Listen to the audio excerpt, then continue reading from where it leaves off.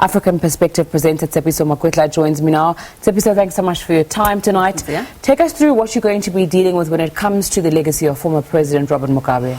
Okay, so obviously we'll be looking at the attendance, the state funeral that he'll be given. I think they say meet a man, meet his friends. You know a lot more about him, so you can imagine that the world's eyes are on who will be in attendance at his funeral. And I can tell you, Nzinga, that it's quite intriguing to see a lot of the countries, a country like Ghana, 4 presidents, the current and 3 former attending. That is John Mahama, you've got Jerry Rawlings, you've got President John Kufuor. Zambia also has the current president, Edgar Lungu, Kenneth Kaunda, who you know is known as a revolutionary father in Africa.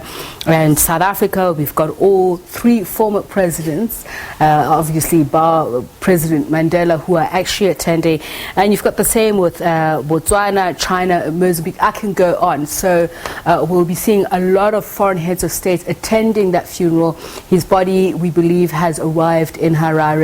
And looking at his legacy, I mean, we know that he's a very polarizing figure, former President Robert Mugabe, because people are very divided on whether or not he is indeed a revolutionary figure, a hero, as he's been eulogized by some, or whether or not he is the sole source of the hardship that Zimbabweans face. So we'll be speaking to Professor Robert more about that. We'll also be getting a report from our correspondent in East Africa, Sarah Kimani, and how Kenyans themselves have celebrated his life. We'll also be looking at, as I mentioned, the hardships. So you know that South Africa has seen the repatriation of some foreign nationals. Zimbabweans would also be affected by that. Lots of Zimbabwean migrants in the country.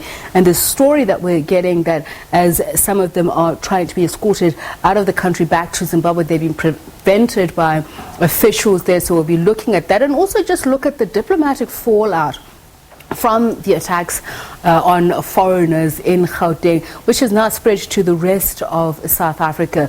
Where does it leave South Africa, and most especially the region? What opportunities does it present for debating this issue and overcoming the challenges? African Perspective tonight, what time, and on SABC 9 to 10 p.m. on Channel 404.